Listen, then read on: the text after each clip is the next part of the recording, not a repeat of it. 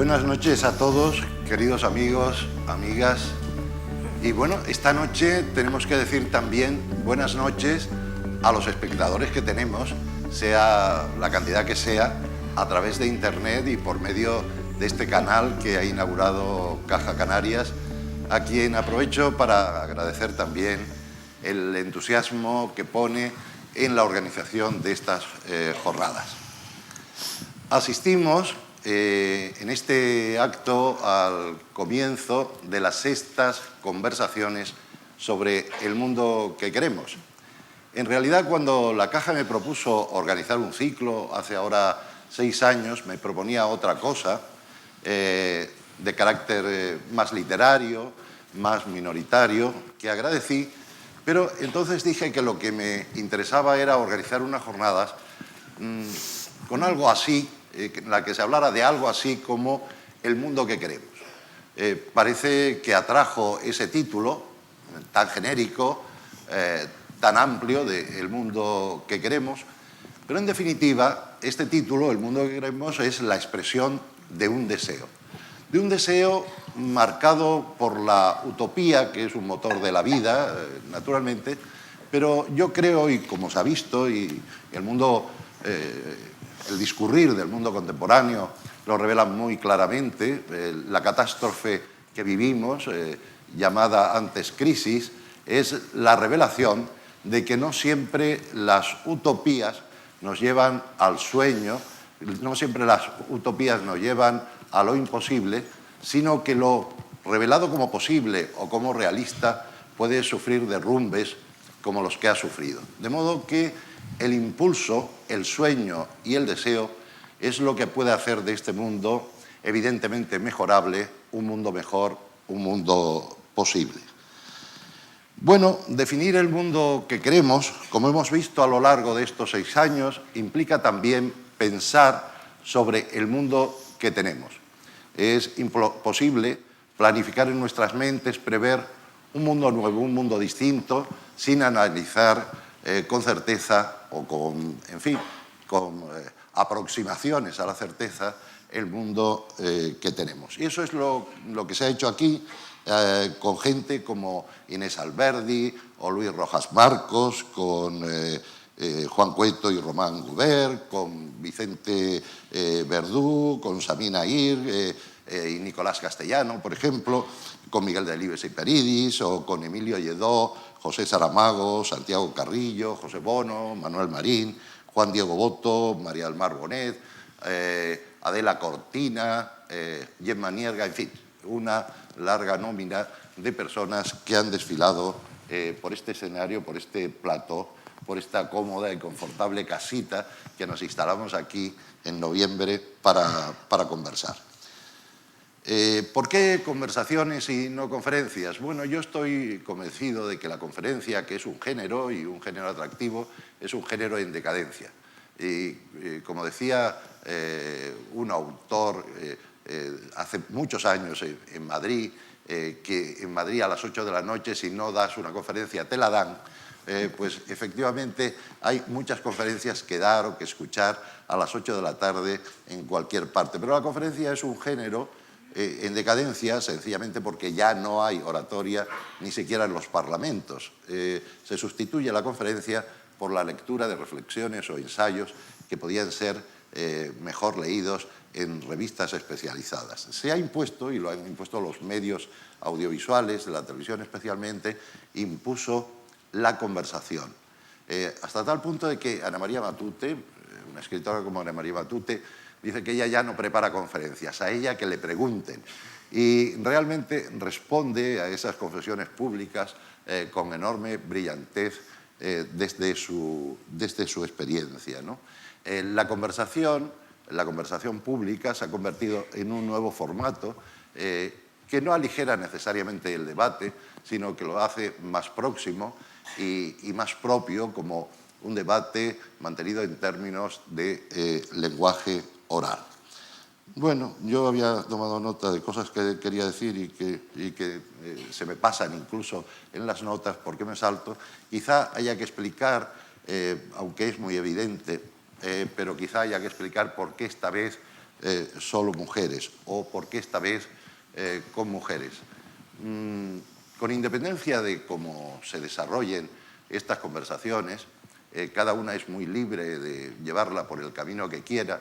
Estas son unas conversaciones espontáneas y en libertad. Con independencia de eso, nuestro objetivo ha sido no hablar exclusivamente o precisamente de mujeres, es decir, no excluir a un auditorio masculino, sino valernos todos, servirnos todo del punto de vista de la mujer, de la mirada de mujer sobre temas contemporáneos. Yo siempre cuento a este propósito una experiencia. Siendo yo director de Radio Nacional, entendí que había un momento en la sobremesa en el que venía muy bien hablar de la vida durante una hora y no exclusivamente de temas de actualidad. Y entonces le propuse a Ángeles Caso, que realizó el espacio, pues le propuse una serie de conversaciones con mujeres. Cuando me trajo el proyecto de programa, lo había titulado Solo para mujeres. Y le dije que si el programa respondía a ese título, no coincidía con las intenciones, con lo que queríamos. Lo que queríamos era que hablaran solo mujeres, pero no que se anunciara que iban a hablar solo mujeres, sino que se viera a lo largo del tiempo que en aquel programa no entraban hombres nunca. Y lo hacía pensando, convencido, como he estado siempre, de que las mujeres expresan mejor la vida y cuentan mejor la vida porque los hombres tenemos un sentido mayor del ridículo y con frecuencia terminamos usando lenguaje de burócratas. Los hombres terminaban estirados y hablando como gobernadores civiles de la época.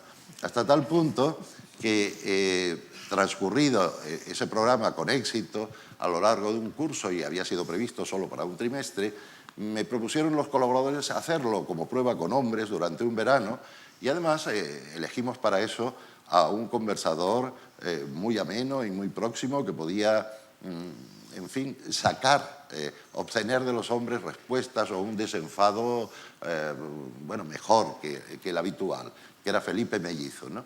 Bien, el resultado fue que efectivamente eran unos estirados todos los invitados y que el mismo programa hecho por hombres era un total aburrimiento. De manera que confío pues en la capacidad de expresión de las mujeres, no solo de su propia vida y de su propia experiencia, sino de la visión del mundo, que además no es tan nuevo, ni está en el orden vamos, en la línea correcta de la sociedad de nuestro tiempo, en la que las mujeres han conseguido tanto para sí mismas y tanto para los demás, porque la revolución de la mujer, que es la revolución del siglo XX, ha sido también una revolución de la que se han valido, se han servido otros colectivos marginados que por medio de la revolución de la mujer y de la evolución de la mujer han obtenido mejores posiciones, bueno, más razonables posiciones en la sociedad que vivimos. Quiero decir con esto, pues no sé lo que quería decir, ya me he ido por los cerros de Úbeda.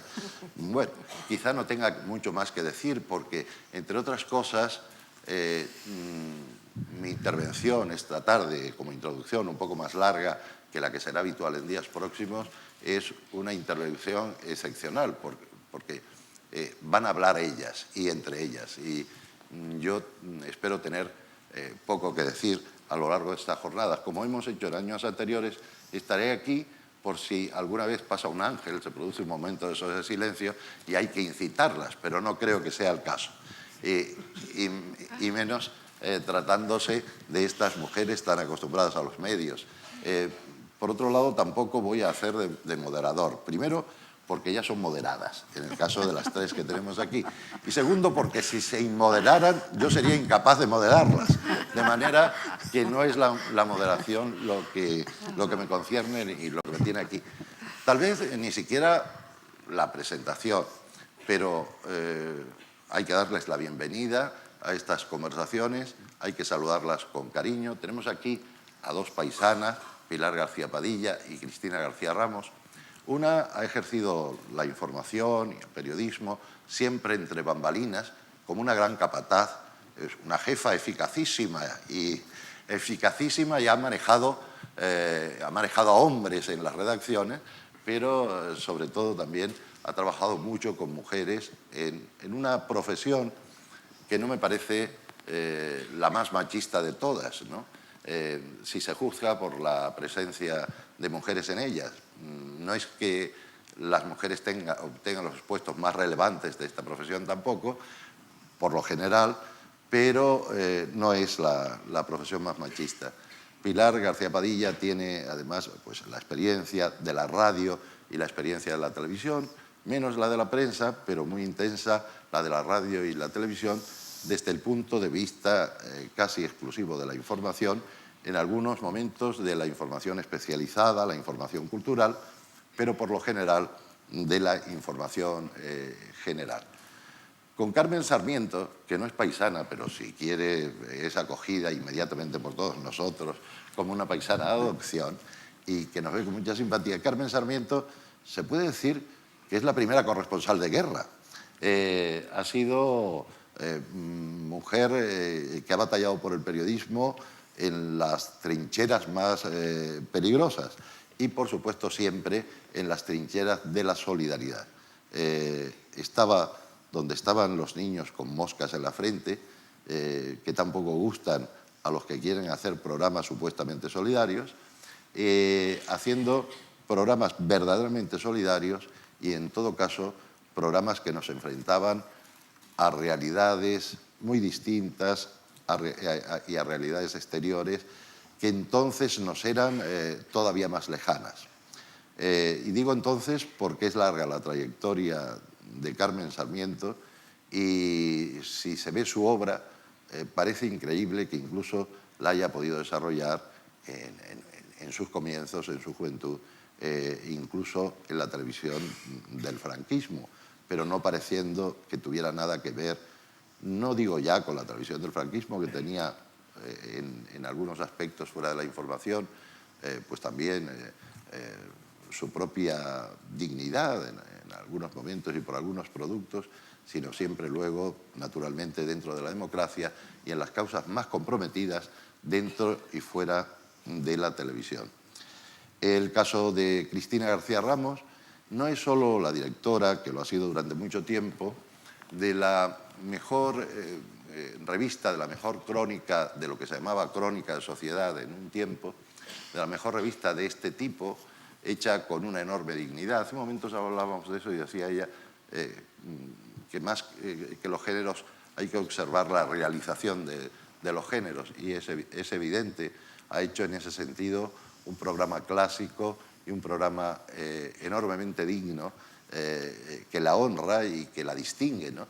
Pero es que no solo ha hecho eso, es la primera voz con acento canario que apareció en los telediarios de la televisión en España y durante mucho tiempo se dedicó a la información pura y dura, que inicialmente cultivó aquí también en el periódico. No solo eso, yo recuerdo la primera página del Tagoror Literario, un suplemento literario que hicimos aquí, la gente de mi generación, y que llevó muy decididamente Juan Cruz, cuando todos dejábamos de cumplir con nuestras responsabilidades como jóvenes irresponsables, Juan Cruz estaba allí para subsanarlo y lo llevó siempre a cabo. Y en la primera página de eso aparece Cristina García Ramos. Yo tenía que haber sido breve y les pido perdón por no haberlo sido. Doy la bienvenida a mis tres compañeras y amigas muy queridas y espero que ahora ellas inicien un debate, porque antes lo comentaba, la ventaja de las ruedas de prensa, que los periodistas tienen mucha prisa para irse corriendo a los diarios, esto de tener una rueda de prensa antes de la conferencia es que te permite ensayar la conferencia, incluso una introducción como la mía. En este caso no he tenido que hablar yo y no digo que lo ensayara, pero una de las compañeras periodistas les preguntó a cada una de ellas, les dijo que de un modo sucinto expresaran qué medios, así, este es el título de nuestra primera jornada, qué medios querrían ellas. Y lo hicieron de una forma muy breve, pero ahora yo quisiera que lo hicieran como ustedes merecen, que para eso han estado aquí esperándolas y para eso emplean su tiempo en esta tarde, para generosamente venir a escucharnos, ¿no? Bueno, pues que nos digan qué medios querrían ellas y por qué. Yo creo que es una buena manera de arrancar con la intervención de cada una de las tres. Lo podemos hacer incluso por orden alfabético. Creo que por orden alfabético, si tenemos en cuenta los apellidos, le corresponde a Pilar García Padilla, después a García Ramos y finalmente a Sarmiento.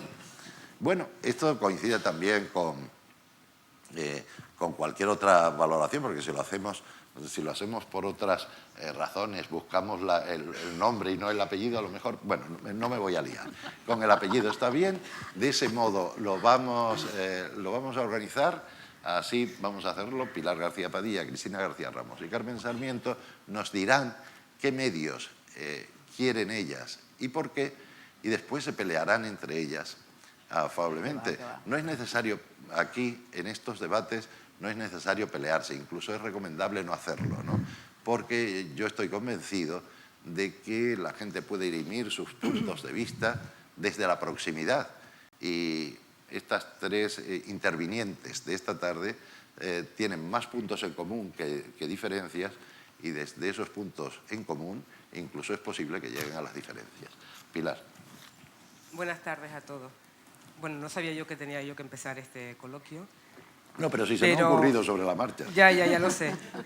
Pero yo agradezco la oportunidad que nos da Fernando de reflexionar sobre el periodismo, en definitiva, ¿no? Porque yo creo que esta es una profesión en la que se reflexiona poco. Los periodistas a veces opinamos sobre casi todo lo que ocurre cerca o lejos de nosotros, pero opinamos sin mucha reflexión, y eso ha deteriorado bastante el periodismo, sobre todo en los últimos tiempos, pero tampoco reflexionamos mucho sobre la razón del periodismo, ¿no? Y sobre los medios que estamos elaborando entre todos. Yo creo que la primera respuesta a tu pregunta es que los medios tienen que ser diferentes a los que estamos viviendo ahora, y hay dos elementos que me gustaría señalar. Primero, hay uno evidente, que es Internet, la aparición de Internet, que no es un medio de comunicación, es un instrumento, aunque para muchos... ¿Dónde está la cámara? ¿Dónde está la cámara de Internet? No sé muy bien dónde está la cámara. Allí. No importa, vale. te he interrumpido. Para algunos es un medio de comunicación, yo creo que no es un medio de comunicación, es un instrumento formidable que va a revolucionar todos los medios de comunicación, pero es un instrumento que nadie puede regular, al menos hasta ahora, pero que modifica ya absolutamente el trabajo del periodista, ¿no? En los periódicos, en la radio, en la televisión, sobre todo en los periódicos, porque los periódicos ya no pueden ser un reflejo de la realidad, no son el medio que te daba la noticia, porque ya cualquier ciudadano conoce perfectamente todas las noticias antes de salir a la calle a comprar un periódico. De hecho, puede leer el periódico en su casa sin necesidad de comprarlo, lo cual está provocando una crisis, aparte de la crisis general, una crisis en los periódicos muy seria, que se tienen que plantear ahora qué es lo que van a hacer. Van a hacer más que un reflejo de la realidad, provocar una reflexión sobre esa realidad ellos mismos, para que el lector encuentre otro material de reflexión en ellos y no la simple información. Y la televisión yo creo que está sufriendo un deterioro muchas veces todavía inconsciente por parte de los propios que hacemos la televisión. No me refiero tanto a la información en televisión como a los programas. Yo creo que los programadores de televisión no saben muy bien para quién están haciendo la televisión ahora mismo. Creo que desconocen al espectador, lo siguen tratando como si fuera un ser inculto, que ve cualquier cosa, que no tiene criterio, y yo creo que los espectadores son mucho más inteligentes que eso, en general, a pesar del gran deterioro que hay en muchos programas de televisión, de los que a lo mejor podemos hablar después, ¿no? Yo creo que son programas que denigran la profesión del periodismo, Yo creo que la profesión está ahora mismo muy contaminada por cosas que no tienen que ver con el periodismo, que no tienen que ver con esa esencia que es la curiosidad por lo que ocurre, el deseo de contarlo y el derecho ciudadano a tener la información. Esa sería la línea básica de lo que es la función del periodista o la profesión del periodismo.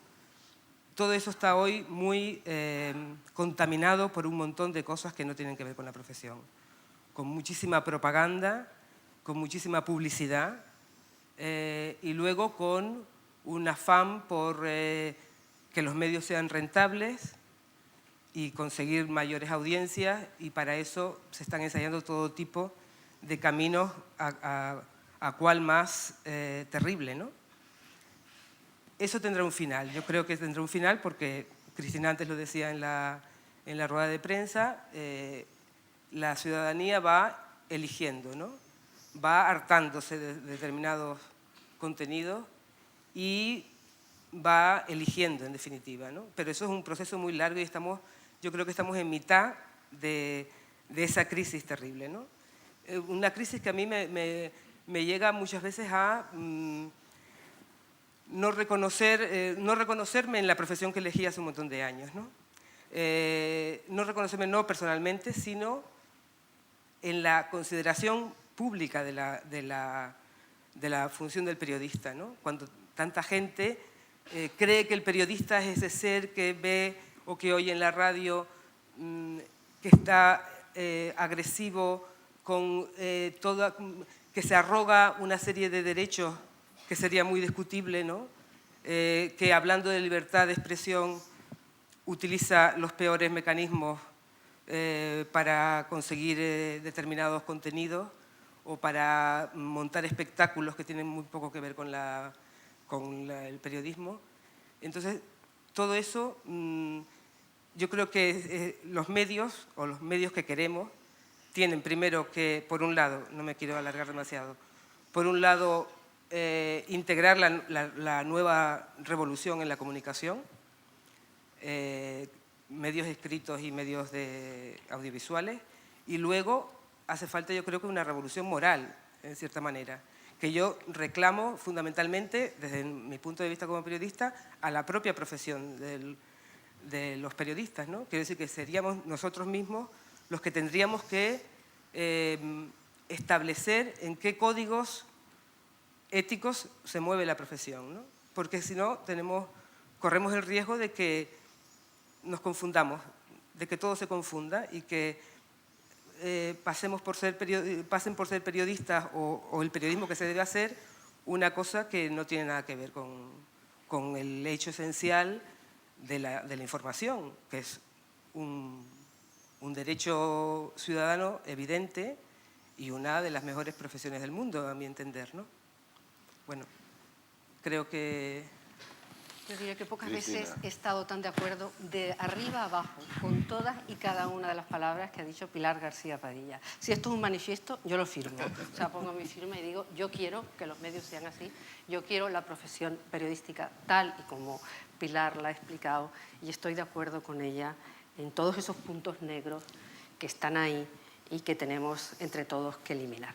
Yo también quería, Fernando, darte las gracias por tus cálidas palabras, por traerme a casa por unos días.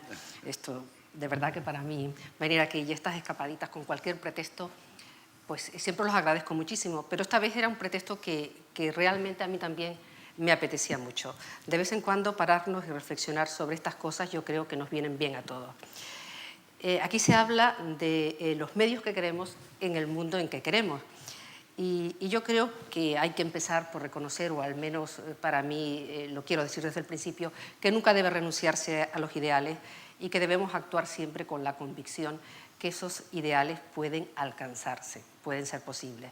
Fernando hablaba de la utopía y yo creo que la utopía es una cosa que tiene que convertirse en algún momento en una certeza. Un mundo mejor no debe ser solo, además, algo deseable. Debemos hacer lo posible entre todos y con unos medios mejores que los que tenemos, sin duda eso se alcanzará, y eso debe ser también una meta que nos tenemos que poner todos, especialmente los profesionales. ¿Qué medios queremos? ¿Qué periodismo queremos? ¿Qué información queremos? Yo como punto de partida destacaría, o a mí me gustaría tener un periodismo, una información más seria y más responsable que la que tenemos. Eso para empezar, porque en estos tiempos que corre, la seriedad, el rigor, la honradez, la profesionalidad, son conceptos que lamentablemente parece que poco a poco van perdiendo peso y que lo que cuentan son otras cosas que están en el otro lado, que no tienen que ver nada con estos conceptos. Lo que cuenta directamente es, por ejemplo, la rentabilidad cuando de los medios se habla. Lo que vende es lo que importa, porque lo que le importa a las empresas son la cuenta de resultados. Por otra parte también yo observo con creciente disgusto que el sensacionalismo, el morbo, ganan terreno cada día, que se abandonan los análisis críticos, que son los que en definitiva tienen que proporcionar una información veraz, y los intereses no siempre abiertamente confesados, las prisas y la superficialidad impiden que contemos con una buena información que nos permita después a cada uno de nosotros sacar nuestras propias conclusiones. Yo creo que la información que nos está llegando, y es una crítica que hago, está demasiado dirigida. Es más, que creo que muchas veces, como muy bien ha dicho Pilar, muchas veces se confunden y de una manera muy peligrosa la información y la opinión. Indudablemente el periodista y el medio dejan su personal impronta en lo que cuentan, pero eso no debe impedir nunca que la objetividad de los hechos desaparezca y que se confunda, como se está queriendo confundir tantas veces, además intencionadamente, a la opinión pública. Yo creo que en este momento estamos inundados de información y estamos muy, muy mal informados. Hace un par de semanas asistía yo en Tegucigalpa a unas jornadas español-hondureñas de periodismo y era un momento en que se estaban viviendo unas inundaciones. Era la época de lluvia y bueno, no solamente caía la lluvia en Tegucigalpa que nos impidió salir prácticamente al hotel. Nunca he trabajado yo más en mi vida en unas jornadas de periodismo que allí porque no había otra cosa que hacer que trabajar todo el día, no se podía pisar la calle, pero además de esto el país estaba sufriendo unas inundaciones serias con cientos de muertos. Y en aquel momento un periodista hizo una reflexión que yo traigo a cuenta ahora. Decía, en una inundación lo primero que falta es el agua. Es decir, cuando la gente está inundada, lo primero que falta es agua potable. Llevado a eso la información, la imagen era, estamos absolutamente inundados de información aparentemente alrededor y nunca hemos estado peor informados. Nunca, como hasta ahora, los ciudadanos hemos tenido tanta información al alcance de la mano, tantos periódicos, tantas cadenas de radio, tantos canales de televisión y tenemos también Internet, un instrumento, como aquí se ha dicho, muy competitivo a la hora de proporcionar información que está además amenazando muy seriamente con desplazar a otros soportes de las noticias. Pero esto no es suficiente, ni muchísimo menos. El maestro García Márquez también decía estos días que él tenía la impresión de que a los periodistas no les estaba dando tiempo para nada. Él lo decía muy bien, dice, yo leo los periódicos y me parece que cerraron antes de tiempo. Me parece una frase genial. Tiene que ver mucho con lo que decía también Pilar, la falta de reflexión. O sea, lanzamos noticias, noticias, noticias, noticias y ahí queda eso. A mí de Internet hay algo que me descoloca. Yo, como todos, me levanto por la mañana y antes que me llegue el periódico, ahora he conseguido suscribirme y, no sé, me llega a casa a una hora muy temprana de la mañana con un buen reparto, que lo agradezco muchísimo. Pero si no, realmente yo me lanzaba primero a Internet a ver qué pasaba. Muchas veces me iba a dar la vuelta para atender al fuego mientras me hacía el desayuno, venía para seguir leyendo la noticia y ya esa no estaba, esa había desaparecido, me la había desplazado otra. Tenía ya que meterme, cosa que para mí, que no soy muy buena usuaria de Internet, supone un cierto esfuerzo, a buscarla ya un poco en un archivo. Quiero decir que lo de Internet, todo va demasiado rápido, vamos deprisa y no profundizamos en nada. Así que yo también he hecho en falta un periodismo más sosegado, y más de análisis y más de reflexión en este mundo de prisa. Otra cosa que he hecho en falta, yo creo que la herramienta principal del periodismo es la cultura y que eso se ha descuidado muchísimo en los últimos tiempos. A veces también, y lo dijo Pilar, es que lo has dicho casi todo, Pilar, yo también de verdad tengo la impresión de que hemos perdido los periodistas el respeto a la sociedad y que estamos vendiendo como periodismo algo que no lo es. Y yo tampoco reconozco ni me reconozco en ciertos periodistas y en cierto tipo de periodismo que se está haciendo ahora. Es más, es que yo me niego a llamarlo periodismo. Están metiendo a todo en el mismo saco. No es. Seamos un poco serios porque es así. Pero yo creo que tampoco hay que hablar solamente de los periodistas. También tenemos que hablar de las empresas para los que todos los periodistas trabajan. Unas empresas que, lógicamente, quieren ganar dinero, y eso es legítimo, pero que yo veo que cada vez son más mercantiles, que anteponen a cualquier cosa su cuenta de resultados. Y creo que lo que está ocurriendo ahora mismo es que los temas se eligen, la elaboración de las noticias, la forma de hacerlas y de presentarlas, todo esto está cada vez más encaminado a obtener unos resultados rentables en términos de audiencia y de tirada, que muchas veces en función del interés de las noticias. Por ejemplo, las noticias del corazón, que bueno, yo también conozco porque en estos últimos años de mi vida me he dedicado a ello. Los personajes estos famosos de pedigrí dudoso, las noticias, los escándalos y las informaciones sensacionalistas van ganando terreno cada día. Yo creo que los medios, y esto me parece a mí grave, han abandonado sus objetivos sociales, culturales o políticos para dar paso pura y simplemente a los de carácter mercantil.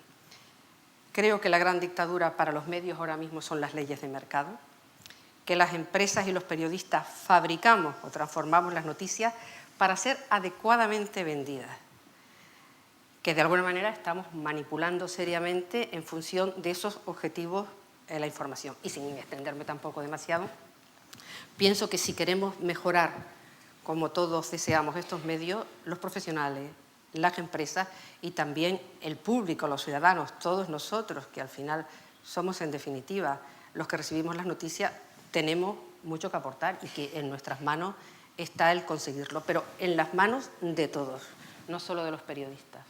Carmen. Bueno, no me han dejado casi nada. Bueno, buenas tardes a todas y a todos. Muchas gracias a Caja Canarias y a Fernando, que han hecho posible que esté aquí con estos tres estupendos colegas, que ya me lo han pisado todo y, en fin, a ver qué es lo que digo yo. Bueno, suscribo absolutamente todo lo que habéis dicho, entonces me voy a centrar en cosas más específicas, como la televisión y los niños o la televisión y la mujer. Aunque sí quería hacer también algunas precisiones generales como ellas han hecho, ¿no? Decía yo hace un rato en una rueda de prensa que hemos tenido que en la Escuela de Periodismo nos habían enseñado a todos los periodistas aquellos de que los periodistas teníamos que formar, informar y entretener, sobre todo en un medio como la televisión, que es del que yo voy a hablar fundamentalmente porque es el que más conozco. Bueno, pues en este momento tenemos una televisión, no todas, por supuesto, que desinforma, que deforma y que nos entretiene, pero que nos entretiene con unos programas la mayoría de las veces vulgares y soeces. Entonces a mí también me pasa como a Cristina, que muchas veces estoy sentada en el sillón de mi casa, ahora que ya llevo 6 años fuera de televisión, y veo esos informadores, o que se llaman periodistas, que yo creo que algunos de ellos son pseudoperiodistas, y lo digo sin ninguna petulancia, pero yo no tengo nada que ver con ese señor o esa señora que está ahí gritando, chillando, diciendo vulgaridades, metiéndose en la vida privada de los demás, ¿no? Entonces yo creo que habría que empezar primero por centrar qué es el periodismo, ¿eh? Y otra cosa, bueno, comunicador es el que comunica, claro, pero yo creo que periodistas son los que obedecemos a estos 3 términos principales de los que hemos hablado, ¿no?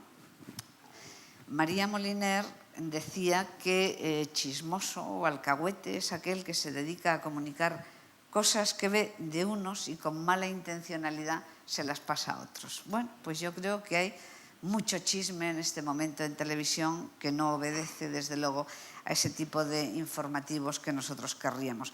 Si se salvan ahora en la actualidad algo, son los informativos.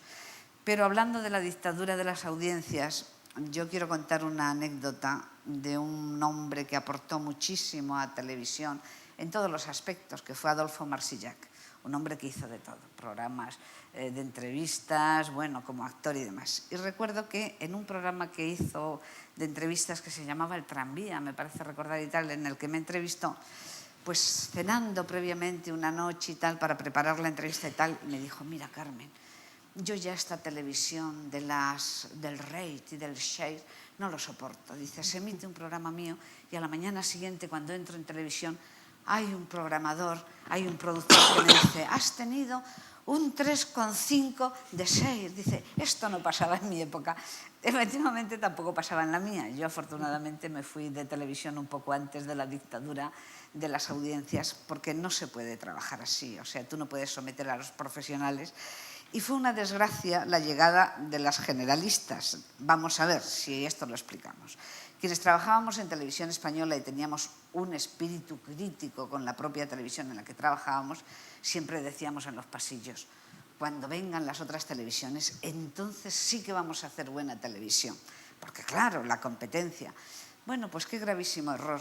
Cuando llegaron las otras televisiones, televisión empezó a hacer peor televisión todavía. ¿Por qué? Porque empezó el pastel de la publicidad, y el pastel de la publicidad había que repartirlo entre todos. Y ahí es cuando empezó la tiranía de las audiencias y fue cuando empezaron a dar más carnaza.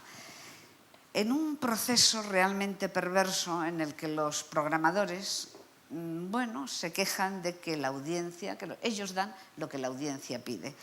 Y la audiencia dice que le están dando una programación basura. Entonces yo creo que hay una suerte de hipocresía por ambas partes. Por una parte, la audiencia muchas veces devora lo que critica. Yo he oído muchas veces decir, qué programa, qué vergüenza, cómo se han insultado, las cosas que han dicho, a quién han llevado, pero llega la hora de determinado programa y están ahí, porque claro, si no hubiera ese gran nivel de audiencia en programas asombrosos, luego ya hablaremos de la telebasura, pero programas que se están manteniendo en audiencia desde hace 10 años como Gran Hermano y que a mí me parece que entra dentro de la telebasura absolutamente, no se mantendría si no hubiese gente que lo viera. Esto está clarísimo, ¿no?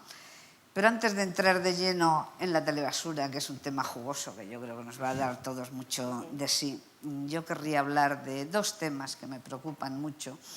Uno es el de la televisión y los niños, porque hay estadísticas en España según las cuales a partir de los 2 años y medio los niños se pasan 2 horas al día en fechas laborables y 3 horas los festivos viendo televisión. Cuando estos niños cumplen 15 años han visto 12.000 horas, es decir, lo mismo que las horas dedicadas a la escuela.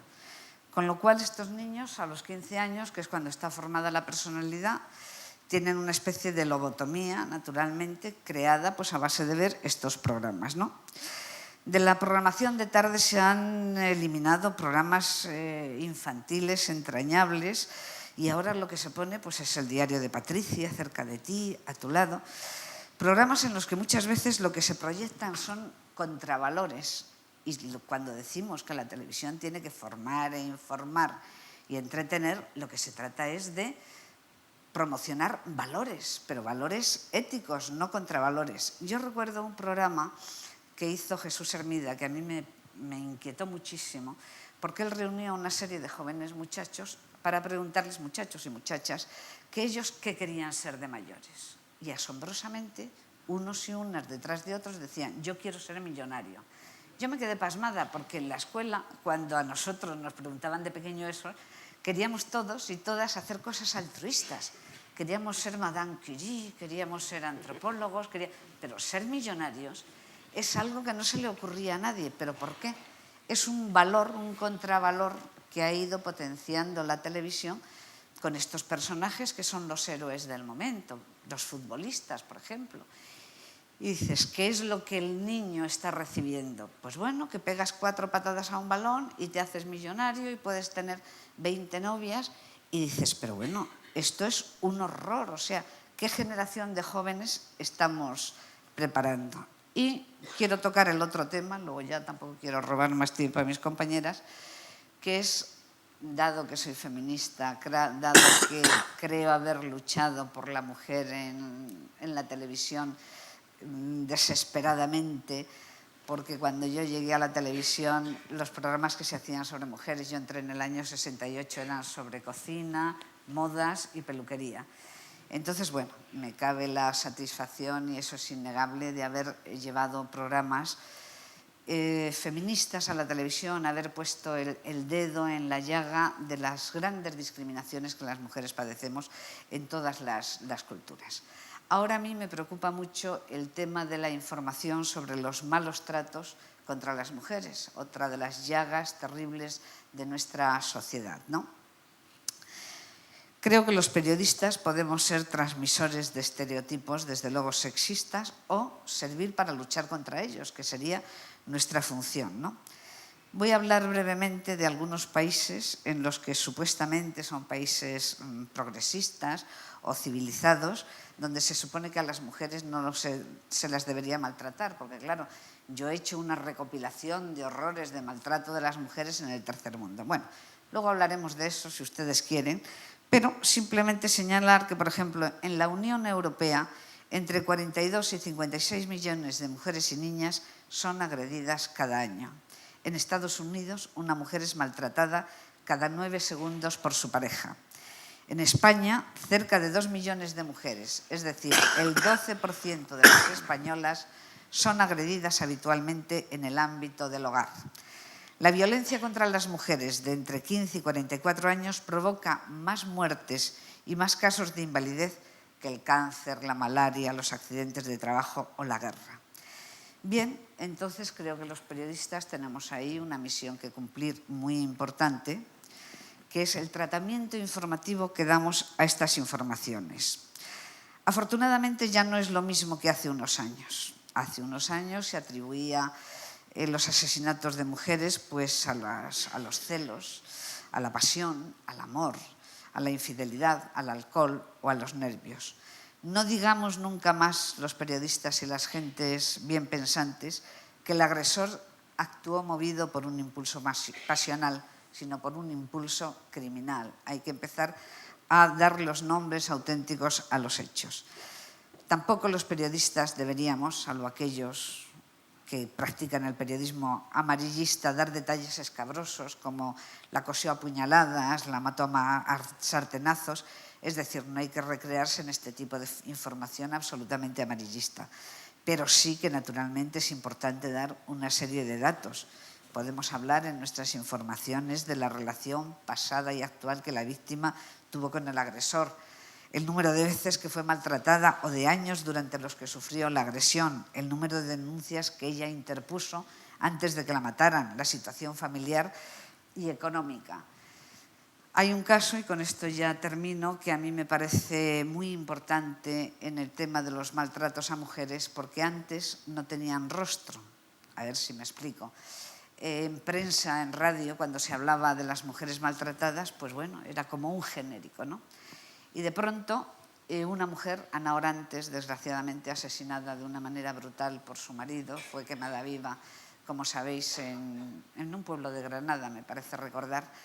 Ese es un punto de inflexión en la información televisiva en la que por primera vez una mujer es capaz de dar la cara y una mujer maltratada tiene rostro y tiene voz y denuncia lo que le está pasando. Desgraciadamente, ese tener rostro y tener voz sirvió para que la mataran de aquella manera brutal. Pero yo creo que a partir de ahí muchos se lo han pensado antes de que una mujer pueda ir a denunciar a la televisión las condiciones brutales en las que vive. De cualquier manera, lamentablemente en España se siguen produciendo todos los años entre 60 y 90 asesinatos de mujeres, lo que yo llamo, y muchas mujeres feministas llamamos, un femicidio. Las matan por ser mujeres. Por ser mujeres que una noche llevaron la sopa demasiado caliente, por ser mujeres que un día dijeron me quiero separar, por ser mujeres que un día dijeron no, hasta aquí hemos llegado, no quiero hacer el amor. Bueno, hacer el amor, tener un coito. Por todas esas cosas las matan por ser mujeres y esto es un femicidio. Y creo que los periodistas tenemos ahí una labor muy importante que hacer en denunciar constantemente la situación de las mujeres maltratadas. Bueno, pues ahora ha llegado el momento en que establezcáis relación entre vosotras mismas. Yo, fíjate, Pilar, ya la hemos establecido, ¿eh? Has dicho, ¿eh? Que ya la hemos establecido. No, ya, no, digo ahora cómo se articula esta conversación. Pero bueno, Pilar ha dicho una cosa, no aquí, creo que lo ha dicho en la rueda de prensa, que es, cuando le preguntaban qué medios quería, dice, quiero unos medios que no solo informen, sino que hagan pensar sobre lo que informan. Con frecuencia el pensamiento ha desaparecido y cualquier esfuerzo en ese sentido ha desaparecido, porque la entrevista, que es un género maravilloso de los medios audiovisuales y también del periódico, pero vamos, en los medios audiovisuales, pues ahora si no entra un payaso en medio y algo que aligere la entrevista, una entrevista en profundidad no se produce. Quiero decir que esa mínima expresión del debate público, de la reflexión, ha desaparecido de los medios. Bueno, pues no sé si entra en vuestros proyectos. Me acabo de acordar ahora una reflexión. Eso es realmente que el periodismo, incluso el periodismo informativo y la información pura y dura, tiene ahora una vocación de espectáculo, siempre. No tiene una vocación de espectáculo, pero los medios, de alguna manera, como están intentando mantener el interés del espectador, mantener una audiencia fiel, incluso que se vaya incrementando, la información en alguna forma tiene que ser muy atractiva desde el punto de vista visual. Me refiero fundamentalmente a la televisión. Entonces, en el último gran hecho mediático mundial, que han sido las elecciones estadounidenses, norteamericanas, que ha sido todo un espectáculo, independientemente del presidente electo y todo el cambio que supone y que ha habido muchísima información en todos los medios, pero la noche electoral, las televisiones norteamericanas inventaron el periodista en holograma, no sé si lo visteis, que estaba el que llevaba la noche electoral en el estudio y el enviado especial. Pero el enviado especial no estaba en los cuarteles generales del Partido Demócrata o del Partido Republicano o en la fiesta en Chicago de la celebración. Estaba, pero con esta historia de la última tecnología, lo traían al estudio rodeado por una especie de halo como si fuera un santo. Y todo, o sea, eso desde el punto de vista informativo, ¿qué es? Porque siempre hemos pensado que el enviado especial, la fuerza que tenía, era que estaba en el lugar de los hechos y te contaba de primera mano lo que él estaba viendo allí, que tú no podías ver, ni siquiera el que estaba en el estudio. Entonces, ese enviado especial, la gran innovación tecnológica era traerlo al estudio para que opinara, más que para que contara lo que estaba viendo. Con lo cual, ¿no? A mí me pareció que, aparte del alarde técnico, que supongo que estará muy bien y que pues ahí está, desde el punto de vista informativo, aquello era un show. Yo estoy de acuerdo con lo que dice Pilar. Yo creo que estamos asistiendo a una cosa que además creo que se le está buscando una nueva terminología que se llama algo así como infoentertainment, que es justamente, de alguna manera, refundir, vincular cada vez más estrechamente los informativos y los magazines. Esto está pasando con cualquier telediario y tú los has hecho durante mucho tiempo, que ante mi sorpresa no solo han ido ganando espacio de tiempo, antes los telediarios duraban solo media hora y se daban estrictas noticias, sino ahora se van alargando con una serie de noticias mucho más ligeras, con reportajes más frívolos, hasta para hablar del tiempo hay que hacer un espectáculo. O sea, antes pues decía, pues llueve, hace bueno y ya está, y eso valía. No. Ahora hay que hacer realmente algo que entretenga para que el espectador esté pendiente de las noticias, incluso de las noticias del telediario. Y hablando de las elecciones americanas, que yo creo que todos hemos seguido con muchísimo interés, yo también cada vez observo que se da más importancia a los detalles absolutamente superficiales. Por ejemplo, se habla muchísimo de las mujeres, pero no tanto de lo que piensan, sino una vez más de cómo van vestidas, qué modelito llevaba la mujer de Obama, qué modelito llevaba la otra, qué hacía, si Obama al día siguiente se fue al gimnasio y fue con un chándal y con una gorrita. Yo creo que cada vez las informaciones más serias se van frivolizando, es el signo de los tiempos. Yo he hecho durante 15 años un programa Corazón, Corazón, que vamos, el nombre lo dice todo y no ocultamos nada. Es un programa ligero, frívolo si se quiere, de las noticias de la vida social, y a mí me parecía que eso estaba bien, no hay género buenos ni malos, pienso que una televisión y esas noticias tienen que tener su espacio, pero a mí me ha asombrado que durante estos 15 años nosotros empezamos siendo el primer programa y estábamos, pues esto, los sábados y los domingos, media hora, una hora semanal, no me parecía mal. Luego la propia televisión empezó diciendo que quería aquello todos los días, digo la propia televisión nuestra, la 1. Luego que lo quería al mediodía y por la noche. pero que también aquello era muy interesante ya por la mañana y en el magazine de la tarde. Y el resto de las cadenas pensó lo mismo. Y yo durante estos 15 años he ido viendo cómo esas mismas noticias se repetían mañana, tarde y noche durante 24 horas. O sea, yo seguía viendo a la misma duquesa de Alba saliendo de no sé dónde, Isabel Presley haciendo no sé qué, y aquello se repetía continuamente. Entonces, eso estaba inundando las parrillas de los programas más serios, incluso las de los telediarios. Muchas veces, como yo justamente el programa se emitía antes del telediario, cerrábamos nosotros con una noticia que la recogía el telediario en su apertura. Y no solo en el caso, a lo mejor, pues, de una boda real, que podía ser muy justificado, o de un gran acontecimiento, también de noticias de cine, de noticias más ligeras. Entonces yo creo que me parece que la reflexión que estamos aquí compartiendo las tres es que esto cada vez se está frivolizando más, porque estos temas interesan más, venden más, y estamos desplazando con esas noticias a otras que yo entiendo que deberían requerir de verdad nuestro interés. Bueno, eso obedece, perdona, eso obedece claramente a los estudios de audiencia. Quiero decir que tú coges el minuto a minuto de un telediario y te das cuenta cuando la gente, hay mucha gente que va, cuando la información internacional, por ejemplo, si no es una cosa muy, pues, Obama y las elecciones, bueno, de acuerdo, pero como sea cualquier cosa del tercer mundo, de África, de no sé qué, pues decae el interés de la... Quiero decir que la gente es responsable de eso también, en el sentido de que los espectadores no quieren sufrir, no quieren concienciarse, no quieren ver noticias duras.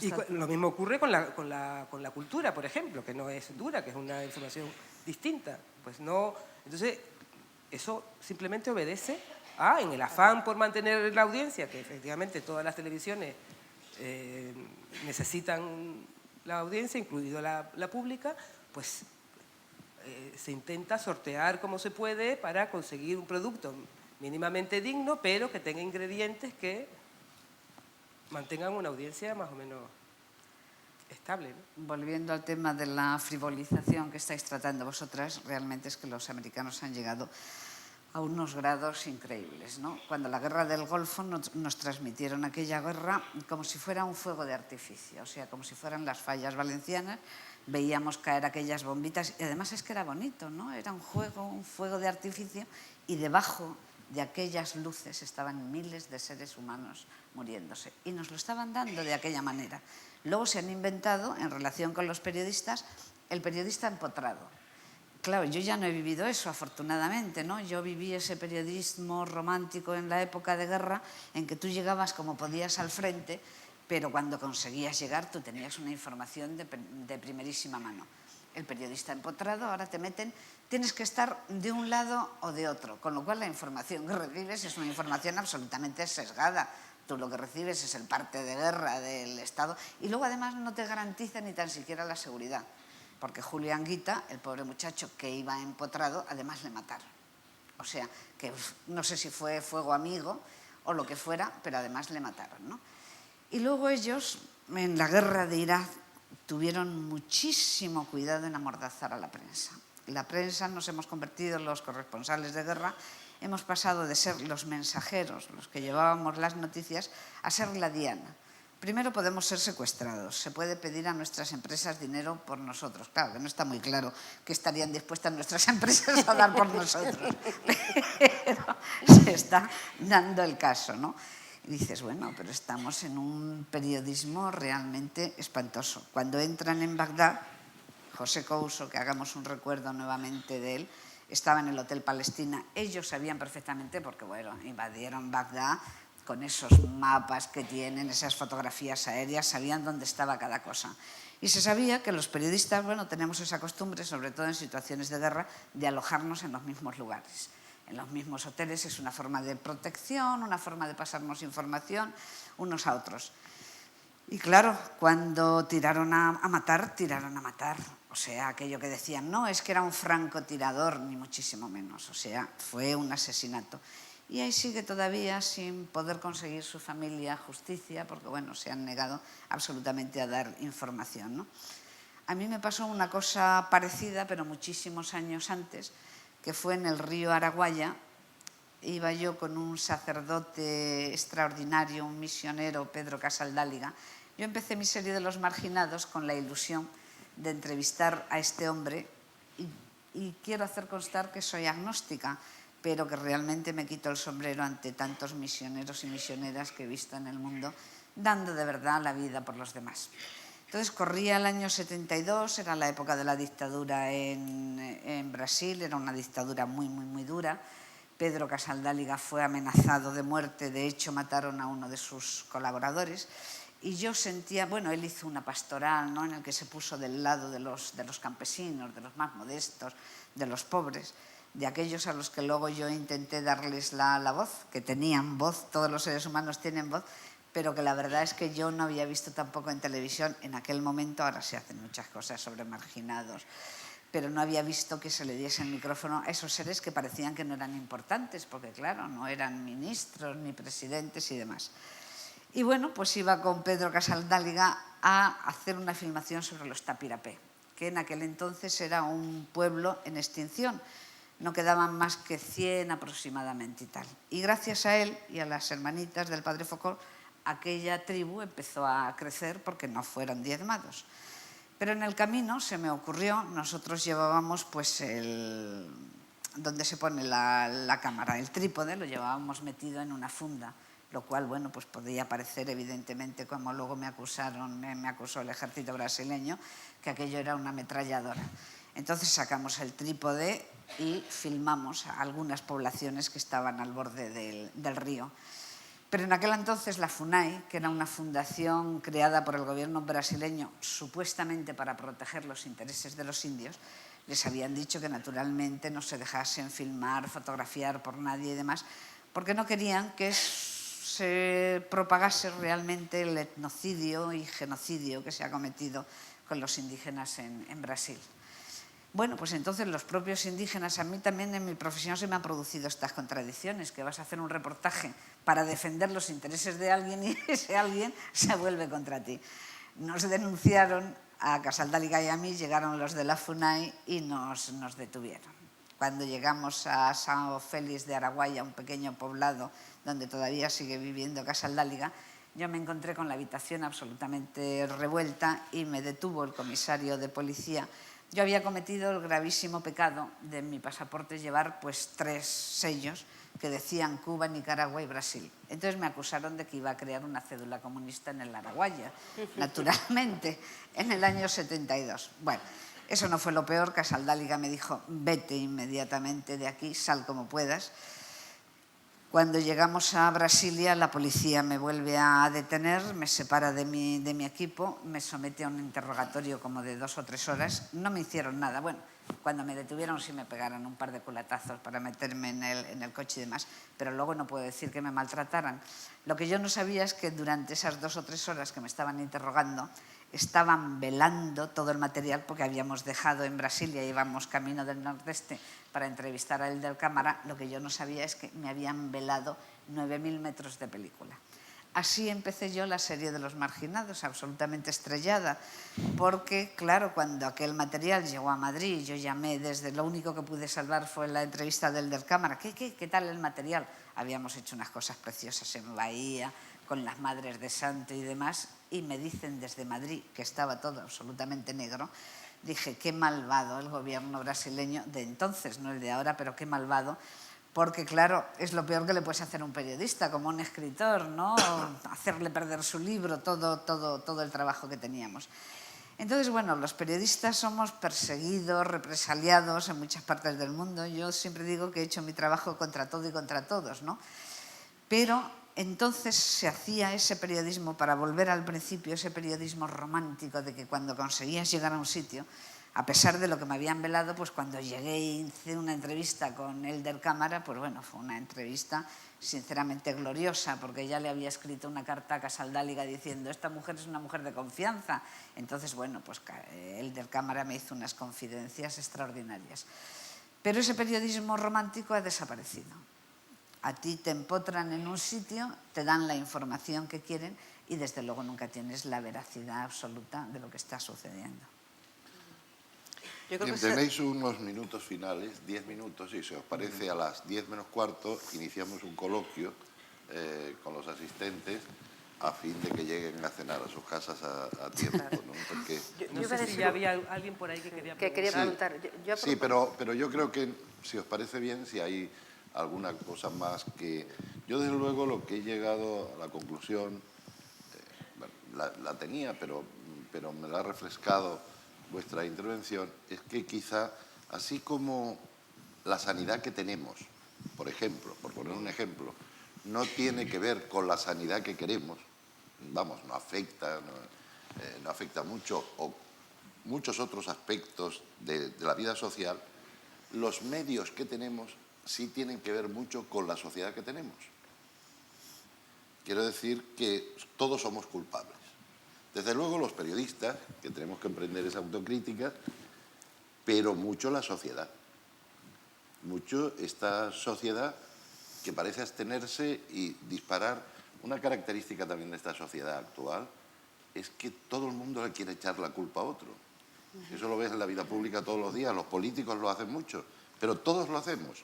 Todos buscamos otro blanco para eludir nuestra propia responsabilidad. Y parece que a la sociedad como tal, al pueblo que vota, sacralizado, no se le puede decir nada. Bueno, pues el pueblo que vota a políticos corruptos, por ejemplo, y luego, cuando esos políticos corruptos dicen que están amparados por las urnas, pues hombre, desde el punto de vista legal no tienen razón, pero evidentemente están amparados por las urnas, porque no será por falta de información.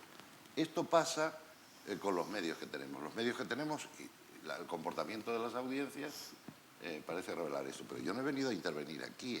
Te dejamos porque lo haces muy bien. No, lo que pasa es que me tendría que morder la lengua. Bueno, ¿queréis plantear alguna otra cosa en estos 7 minutos que queremos antes, o ya lo hacemos en... Sí, casi en coloquio, porque yo quería hablar del daño que había hecho Internet a la profesión, pero bueno, Dilo, lo dejo para el dilo, debate. dilo. Que se supone que intentaré hacerlo como síntesis, que ese gran instrumento del que de verdad agradecemos cada día a Google, los periodistas y todo lo que hay dentro de este invento que es gran Internet, yo creo que está acabando, no ya con un periodista romántico del que nos hablabas tú ahora mismo, sino con lo que debe ser la misión del periodista. Yo me encuentro cada día más que la gente todo lo que ve en Internet se lo cree y no duda de ello. Yo me encontraba incluso en la redacción con los jóvenes periodistas de ahora, que ¿de dónde lo ha sacado? De Internet. ¿Y no tienes otra fuente? No, Internet, estaba en Internet. Lo que dice Internet va a misa. No, en Internet también hay mucho disparate, hay mucha locura, hay que contrastarlo, y se está perdiendo un periodismo serio, un periodismo de investigación, de contraste. Es que se están olvidando los periodistas a veces hasta de descolgar un teléfono para hacer algo tan sencillo como para preguntar una información. No, van directamente a Internet, todos van a lo mismo, todos cuentan lo mismo, y a veces lo que se ha metido allí no está ni mucho menos mínimamente contrastado. Madariaga decía de las lenguas que se podía ser idiota en 12 lenguas, por ejemplo. Bueno, las nuevas tecnologías ayudan mucho a ser idiota. Se puede ser un idiota tecnológico extraordinario. Quiero decir que las nuevas tecnologías son maravillosas con un buen uso, pero que son peligrosísimas con un mal uso. A la televisión se le ha llamado siempre, injustamente, la caja tonta, cuando es un invento maravilloso del siglo XX. Cuando se ha hecho mal uso de la televisión, de ese gran y maravilloso invento, claro que resulta tonta. Y la credibilidad que tenía la televisión, pues yo he oído mucha gente diciendo, lo han dicho en televisión, o sea, que yo era una garantía, ¿no? Sí. Y de eso hemos pasado, yo quiero consumir, aunque sea 1 minuto y medio, sobre la telebasura, que luego continuaremos, ¿no? Pero recordar algunos puntos, ¿no? Porque a mí me parece muy dramático y muy terrible lo de la telebasura, ¿no? En el 93 empieza de lleno la telebasura, con temas, por ejemplo, como el del asesinato de las niñas de Alcácer. Aquello fue un programa de telerrealidad en el que se estaba intentando reflejar la realidad de lo que estaba pasando, pero se hizo con un morbo y un amarillismo brutal. Hasta el punto que luego después, en Cruzando el Mississippi, otro programa también de telebasura, se sacó al padre de una de las niñas, que yo creo que el hombre empezó además a enloquecer durante noches y días, en la que ya el hombre desesperado contaba cómo las niñas habían sido torturadas, y la periodista o el periodista de turno le preguntaba, pero le quitaron un brazo, le sacaron un ojo, una cosa absolutamente monstruosa, ¿no? Esto es en el 93. Pues bien, en el 2003 hay otro punto de inflexión también con el asesinato de la joven de Coín, una muchacha que, bueno, en un pueblo pequeño como era Coín, allí llegaron los periodistas en directo y empezaron a azuzar a la gente sencilla, a los familiares, que además estaban desesperados, porque se rumoreó que el asesino estaba en el pueblo. Luego se demostró que el asesino era un inglés, que no tenía nada que ver con el pueblo y demás, pero se estaba provocando de alguna manera una especie de linchamiento.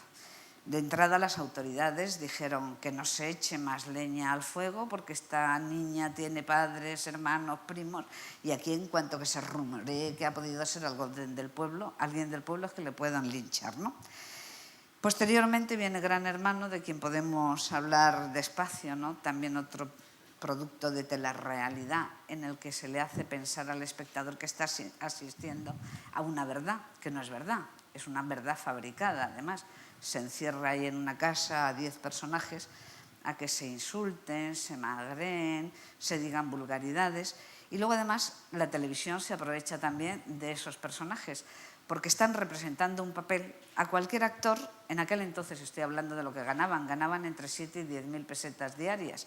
A cualquier actor que tú le hagas representar una comedia cada día, ganaban mucho más dinero, ¿no? Pero la telebasura conduce también a eso, al enriquecimiento de Telefónica, al enriquecimiento de muchas televisiones, porque además algunos incautos espectadores, otros no son incautos, afortunadamente, empiezan a mandar mensajes de SM y todo eso genera dinero, ¿no? Entonces, realmente, ¿en qué mundo estamos metidos, no? Luego, de pronto, se hacen espectáculos de vamos a recoger dinero para la FAO y acabar con el hambre en el mundo. Bueno, yo creo que con el hambre en el mundo no se acaba así, recogiendo un dinero que dudosamente luego además no sabemos si va a llegar o no va a llegar a sus destinatarios, ¿no? Y no se entra nunca en profundidad en los temas. Cuando hablamos del hambre en Somalia, no se explica por qué se ha producido el hambre en Somalia o en Etiopía, cuando el golpe de Estado. En Etiopía, cuando yo estuve en el 85, el momento álgido de las hambrunas, todo el mundo decía que eran las sequías. No eran las sequías, eran las diferencias sociales. Hay pobres porque hay muchos ricos en el mundo, porque es vergonzoso que 25 familias en el mundo posean lo que la mitad de la humanidad, los 3.000 millones de seres humanos que cada noche se van sin cenar a la cama. Entonces, lo que tú no puedes es desinformar de esa manera. ¿Cómo que la sequía? No es la sequía, es como se ha aprovechado el mundo occidental de las riquezas africanas y no se les está ayudando. Y es mentira lo de los créditos FAD. Los créditos FAD es, bueno, lo que ha pasado ahora con lo de Miquel Barceló, que no está muy claro, ¿no?, si se le ha pagado con créditos de ayuda al desarrollo o no, ¿no? Pero en todo eso yo creo que los periodistas tenemos muchas cosas que decir y, desde luego, informar con honestidad. Yo no sé si con objetividad, porque eso es otro de mis temas de batalla, yo no creo en la objetividad. Yo creo que cada periodista pasamos la información a través de nuestras vísceras, nuestra cultura, pero sí creo en la honestidad, el que tú no tergiverses las cifras, el que no tergiverses los datos, porque la objetividad como producto puro de laboratorio, eso no existe. Pero sí, yo creo que tú puedes dar una serie de datos al espectador o al lector para que luego se forme su propio criterio. Y bueno, pues ya no. Pues si os parece damos paso al primer participante. ¿Es allí, no? Bien. Bueno, en memoria de Eduardo Haro, la temática salud y resistencia. Yo quería contravenir un poco tu discurso, que a mí me hubiese gustado, hubiese sido más coherente el hecho de que la coordinación hubiese sido una mujer, porque da la sensación de que seguimos con el patriarcalismo decadente y sumisivo. Mi pregunta es la siguiente. ¿Qué opinan ustedes del Club Bilderberg? ¿De qué? ¿Del club? No lo sé, no sé si porque me quedé impresionado Del Club Bilderberg, dijo. sobre esta exclusión. No sé si me quedé impresionado porque le molesto y tuve ya la tentación de irme corriendo por si acaso, pero ya no llegué a oírlo. Si no habéis oído vosotras, lo no puedes sé si repetir. es ese club que dicen de puedes 20 dirigentes del mundo que se reúnen de manera secreta y dirigen los destinos del mundo, pero no tengo información y no. Yo la información puedo. más reciente que tengo es la del libro de Pilar Urbano de la Reina, que en numerosas ocasiones se refiere a esas reuniones, pero en fin, tampoco tengo ninguna información más que aportar al tema. ¿Otra persona?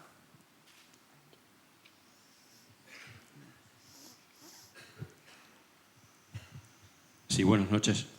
A ver si puedo ser breve. Puesto que habéis hablado del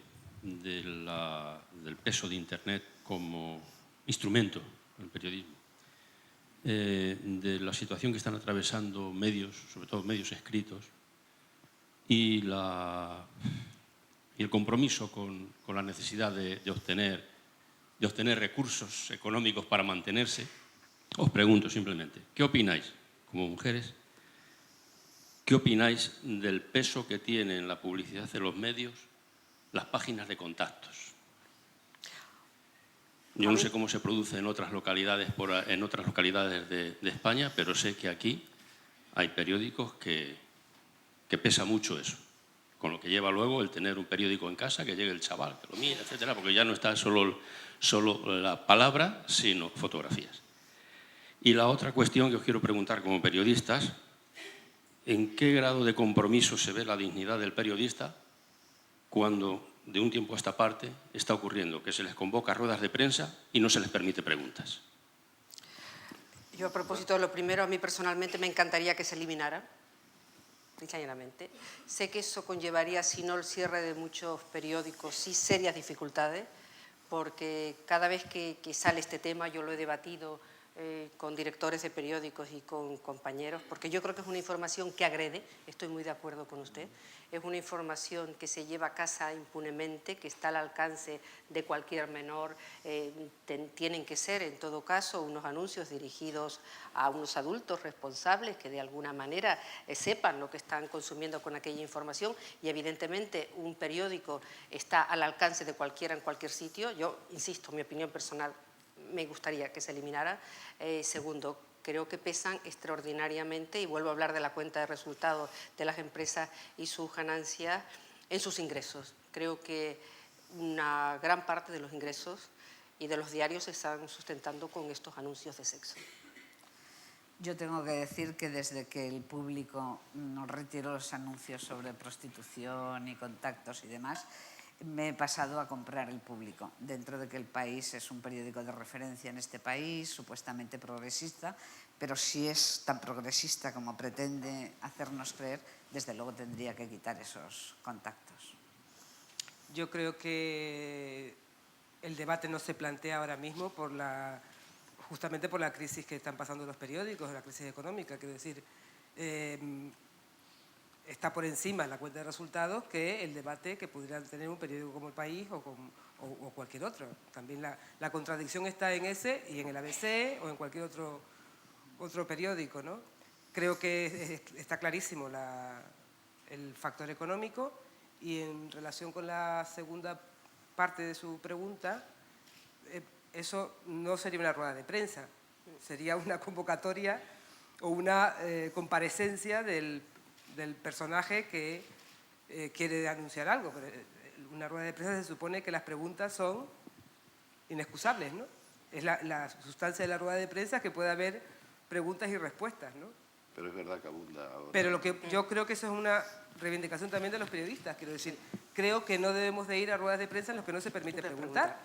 Uno se va y manda usted la nota de prensa al medio, ¿no? Sí. Sí, quería agradecerlo a todos por su intervención y quería plantear una cuestión. Vosotros habéis planteado la idea de mantener la solvencia económica del medio y a la vez su exigencia ética.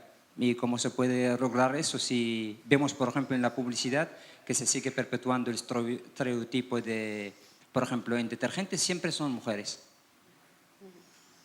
Esa es la primera pregunta. La segunda, sobre el uso que ha dicho la periodista sobre palabras como crimen pasional. Hay otro término mucho más aberrante y que se usa mucho, que dicen delito de honor. Delito, honor. Fijaos, los dos vocablos se usan así con total impunidad y con total naturalidad. Y la última es, ¿por qué no hay acceso, a pesar de las sobradas muestras de valía y de profesionalidad de mujeres en los medios, no hay muchas que son directoras de medios importantes aquí? Gracias. Si os parece, repartimos las preguntas, como son tres. Sí. Bueno, quizá yo me quedo con la última, ¿no? Y yo creo que Hay un gran número de mujeres periodistas. Si uno visita cualquier facultad de Ciencias de la Información, verá siempre que el número de mujeres supera ampliamente el de los hombres.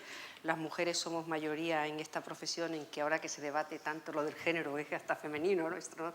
Ser periodistas, pero sí que es verdad que, como en tantas otras profesiones, a la mujer le ha costado llegar en este país y también en otros a los cargos directivos, bien sea por su propia condición en algún determinado momento, la maternidad. La mujer ha elegido muchas veces conciliar la vida familiar con la profesión y ha elegido quedarse, aún pudiendo aspirar a prosperar mucho más abiertamente en su profesión, pues no es tan frecuente. Las mujeres enviadas especiales, por ejemplo, corresponsales de guerra que tienen que abandonar, o por ejemplo en el caso de un periódico, las mujeres directoras que tienen que someterse a unas jornadas de trabajo mucho más amplias y más duras. Yo a lo largo de estos años, yo llevo más de 30 años en el oficio, cuando empecé encontré a muchas colegas mías, compañeras de profesión, que sinceramente podían haber llegado mucho más lejos y no lo hicieron. Fue una opción personal. Yo creo que cada día se da menos.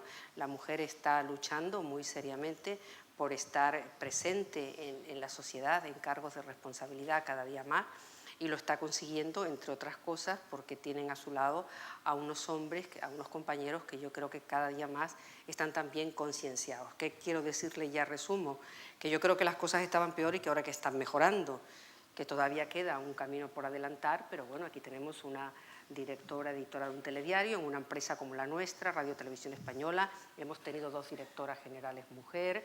Yo he sido jefe de informativos aquí en Tenerife, he dirigido mi propio programa.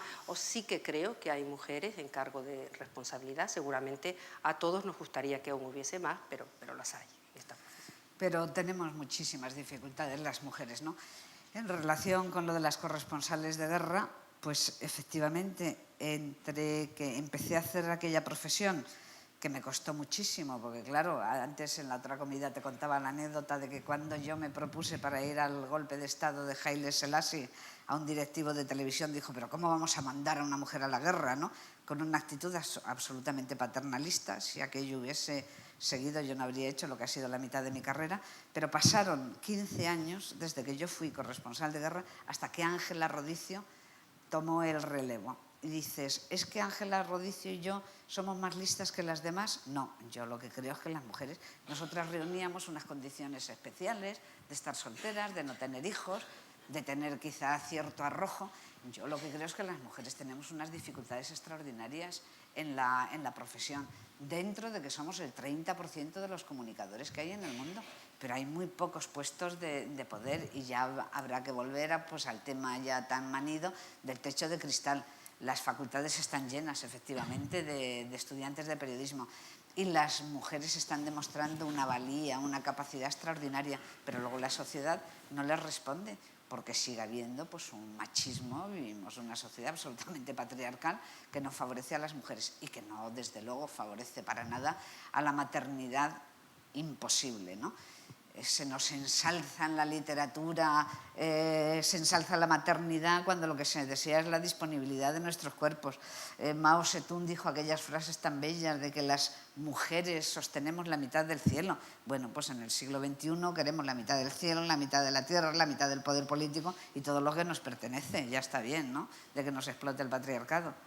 En cuanto a la terminología, delito de honor. Sí, bueno, sí, este señor tiene absoluta razón, ¿no? Delito de honor, crimen de honor.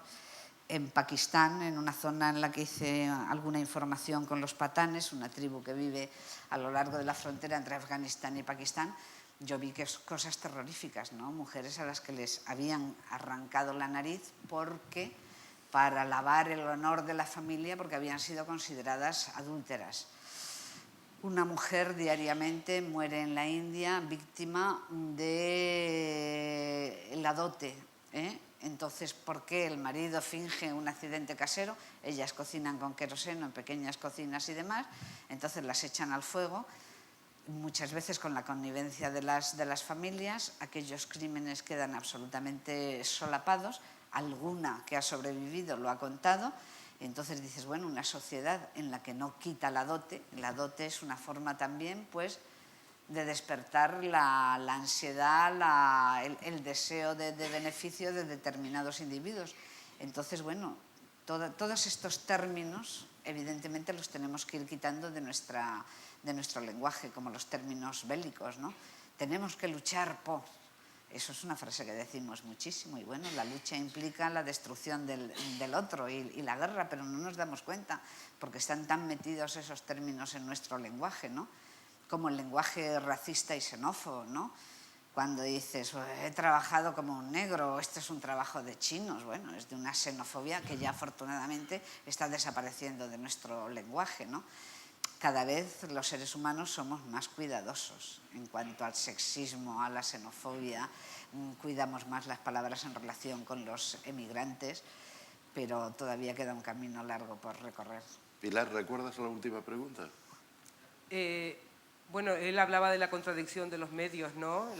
Pues es eso, es una contradicción, yo creo que no tiene mucha solución. Quiero decir que efectivamente los medios de comunicación son empresas y la razón de la empresa es la supervivencia económica. Entonces, mientras no descubran otra forma de supervivencia económica, utilizarán las armas actuales. Claro, perdón, pero eso para los medios generalistas, pero para las televisiones públicas... Antes hablábamos de la BBC y tú de eso sabes más que yo. O sea, en Inglaterra la gente paga un canon.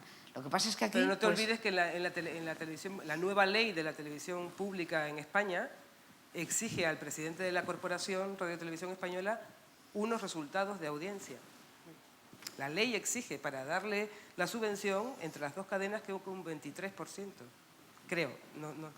Con lo cual es complicado, porque la cadena está en un 18 los mejores meses y la 2 está en un 4, ¿me entiendes? Es decir, que la ley lo exige. Si y si no cumple esos requisitos, lo echan. Bueno, no sería lo peor que lo echaran, ¿no? Pero en fin, él se compromete a unos ciertos resultados económicos. Pero es que si pagáramos un canon no tendríamos que depender ni de la publicidad ni de los gobiernos de turno. El canon sí que lo veo absolutamente inviable. O sea, yo creo que si ahora mismo le dices a alguien que tiene que pagar por algo que nunca ha pagado, que es ver la televisión, en un momento en que la televisión no está precisamente... Con toda la oferta televisiva que hay, nadie paga, seguro. Pues tendríamos una televisión de más calidad. Quería comentar lo que se ha hablado aquí de los gustos, ¿no? Uno de los argumentos más utilizados para ciertas temáticas basura es el tema de que es el público el que busca eso, usted mismo lo comentó, pero hay que ser bastante ingenuo, ¿no? Para creer que los gustos vienen del aire, ¿no?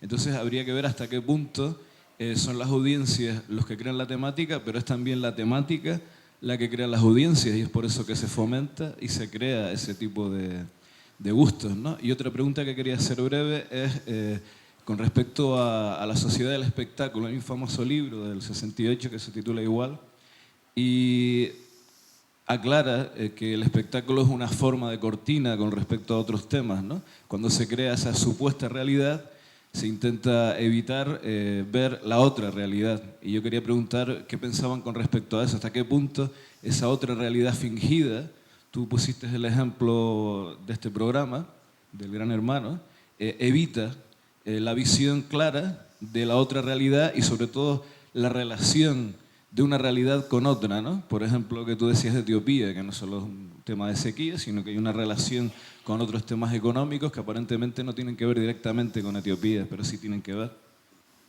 Vamos a ver, yo puedo decir algo, bueno, algo elemental por centrarnos. Evidentemente, si una televisión no emite un programa que se llama Gran Hermano, nadie va a ver Gran Hermano. O sea, primero tiene que surgir el programa, ponerlo a disposición del público. Y este es el que lo acepta o lo rechaza. Yo puedo decir que en estos años algunos programas que han tenido mucha audiencia y que se pueden considerar de alguna manera escandalosos o sensacionalistas no han aguantado porque en un determinado momento el público les ha dado la espalda. Les podemos poner nombres porque no pasa nada. Se me ocurre, por ejemplo, El Tomate, que cuando ese programa desaparece, los responsables de la cadena, el director del espacio, el presentador, todo el mundo dice que la causa por la que el programa desaparece no es la censura o que tengan problemas que tenían muchos de tipo judicial, es que no tienen ya buenos resultados de audiencia. Entonces, simplificando mucho, primero se pone ese programa, pero si no hay un respaldo del público, no hay televisión ni pública ni privada que aguante un programa sin audiencia. primera condición que yo quería dejar clara. Y luego, en cuanto a la cortina que supone toda esta información, pues yo creo que de forma general estamos evidentemente consumiendo tal cantidad de información frívola, ligera, que no nos lleva a ningún lado, que eso simplemente nos está impidiendo dedicar un mínimo tiempo de nuestra atención a cosas que son mucho más fundamentales. Si os parece bien, a fin de dar más participación y administrar el tiempo, contestáis una de vosotras a cada pregunta, porque si contestáis las tres a cada pregunta se hace muy extenso. Solamente una cosa. Bueno, decía alguien que las empresas de los medios de comunicación, en este caso los de la prensa, eran como fábricas, bueno, como panaderías, ¿no? Donde cada día había que sacar un pan. Evidentemente, esto lo decía un empresario que busca resultados, que, bueno, o bien son banqueros, partidos políticos o constructores, como pasa en estas islas. Y bueno, y aquí quiero abrir un paréntesis para recordar a todos los trabajadores de la Gaceta de Canarias que a los que se les quiere echar a la calle, pues sin darles un duro. Y de otra forma también cerrar pues uno de los 4 periódicos que tenemos en esta isla y de cierta forma también pues que cada día sea más sometida. En fin, cierro el paréntesis y a donde quería llegar era, cabe la posibilidad de que algún día un periódico sea construido y llevado por periodistas. Bueno, la gran parte de la prensa está sometida, como decías, a los intereses económicos de constructores, políticos, en fin, aquellos que sufragan y subvencionan los medios. Hay un caso, pero conocemos otros muchos, en el periódico El Mundo, una vez dio una información sobre Telefónica que no venía bien a los intereses de Telefónica y retiró Telefónica inmediatamente la publicidad. Esto lo sabemos todos los periodistas, ¿no? Bueno, que escribimos o trabajamos, pues desgraciadamente, para la publicidad o trabajamos pues para los que están pagando la publicidad en el periódico, ¿no? Ese tipo de periodismo que sería realmente ideal y romántico y casi utópico, bueno, pues se intentó en Francia con Le Monde, que era una especie de cooperativa en la que, bueno, pues los periodistas trabajaban muchas veces por poquísimo dinero y se sacaba adelante con colaboraciones muchas veces gratuitas. Luego ya aquel experimento desapareció. Yo conozco el caso de alguna revista feminista que hemos intentado hacerlo también, escribir gratis, que alguien nos regalase el papel, pero es dificilísimo. O sea, hacer un periódico es muy caro, no digamos lo caro que es la televisión. Yo la única posibilidad que veo es que o los periódicos vivan de sus suscriptores o que la televisión, sigo emperrada porque soy muy cabezona, viva del canon que se pague, porque si no estaremos siempre subordinados y sometidos a intereses espurios que están por encima de nosotros los periodistas. Sí, hola. Sí. Hola, aquí, Fernando, aquí a la derecha. Bueno, da igual. Hola. Yo quería saber vuestra opinión, hablando de la contradicción de los medios, sobre todo de los públicos, tanto de los nacionales como de los regionales, y hablando también de lo de la violencia de género que hablaba Carmen. ¿Cómo es que presenciamos durante los últimos 15, 20 años digamos, la aglomeración de culebrones que dentro de lo que yo puedo saber o conocer son el paradigma, digamos, del machismo, y por otro lado tenemos la proyección pública o digamos el proyecto público de crear un Ministerio de la Igualdad y de crear toda una serie de políticas contra la violencia de género. Digamos, cómo esas dos realidades se mantienen y no pasa nada. Pensé que ibas a contestar tú, Carmen. Como aludió a Carmen por alusión. Ya. No, he sugerido que sea una la que responda, en este caso por alusiones. Puede ser tú. Bueno, pues esa contradicción es muy difícil de resolver, evidentemente, y porque también las televisiones no son todas estatales y porque los periódicos responden a los intereses de las grandes empresas. Entonces es dificilísimo de combatir. O sea, el Ministerio de Igualdad pone en antena una campaña realmente extraordinaria de no aguantaré o no me levantes la mano ni una vez más, Y luego la televisión, una serie que no he visto nunca, y no lo digo por hipocresía, sino porque no he tenido tiempo, pero quiero verla, pero solamente el enunciado: sin tetas no hay paraíso. Entonces, claro, dices, ¿cómo puede convivir esa contradicción, ¿no? Pues es muy difícil. Desde luego en la televisión, que es el medio que yo más conozco, la única posibilidad veo que es que desde la televisión pública se defiendan pues unos intereses éticos, haya un código deontológico, haya una serie de informaciones que no se den, de series que no se pasen, de culebrones que efectivamente están ahí potenciando lo más execrable del machismo internacional, ¿no? Eso es lo que se le puede exigir a una televisión pública, que la pagamos todos los españoles, pero las televisiones que son una empresa privada, pues claro, evidentemente el empresario va a ganar el máximo dinero. Y vuelvo a repetir un concepto en el que insisto mucho, es que hay una cierta hipocresía entre la audiencia y los programadores. Los programadores de las televisiones dicen que programan aquello porque a la gente le gusta, y la gente dice que esos programas son deplorables, pero se enchufan a ellos. Entonces yo pienso que tiene que haber una corresponsabilidad entre los espectadores y las televisiones y los programadores. O sea, no podemos culpar exclusivamente, y yo soy muy crítica con la televisión y no soy nada corporativista, como habéis podido comprobar. Pero claro, tampoco toda la responsabilidad es de los medios ni de los periodistas. También están, claro, los que van a comprar la literatura pornográfica, los que ven los programas esos deplorables. Entonces, es la sociedad que tenemos también, ¿no? Lo que está claro es que la mayoría no ve la 2 y los documentales de la 2, ¿no? Que es lo que declaran siempre es que yo ya no en sé todas si las la encuestas. dos Pero sí da existen esos documentales. No, y los ciclos magníficos de cine, o sea que no vamos a pensar, claro, hemos hablado de muchas cosas malas de la televisión, pero hay cosas yo quería decir, muy, efectivamente, muy buenas. Es efectivamente. una ventana abierta al mundo en el que a mí me ha sucedido mucho, y perdonar que personalice, pero por hablar de un hombre término medio de la sociedad, cuando me monto en un taxi y me reconoce un taxista, a veces me dice algo tan conmovedor como: yo empecé a viajar con usted porque ese hombre que no se podía pagar los viajes aquellos fantásticos que yo hacía, ahora ya los españoles viajáis mucho afortunadamente, pero realmente que la televisión pudiera ofrecer esa visión del mundo, de otros países, de otras etnias, de otros lugares. Claro que hay programas y sigue habiendo lo que son y islas, series muy buenas y también. claro, se hace también televisión muy buena, no solo telebasura. ¿Me toca? Sí. Buenas noches.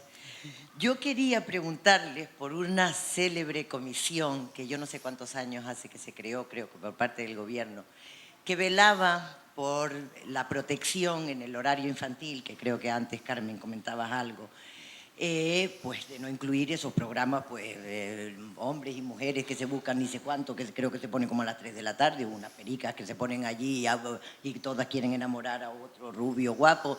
Es decir, si esa comisión sigue existiendo, si eso en algún momento, porque yo recuerdo que tuvo mucho bombo y platillo en su momento y parecía que sí, que todas las televisiones estaban de acuerdo, si eso quedó en desuso, si eso el gobierno realmente vela porque realmente esa forma se guarden, que entonces es verdad que les están tomando el pelo de atrás adelante, o qué realmente saben ustedes de eso. Es simplemente la pregunta. Parte de ello, yo creo que existe. los empresarios.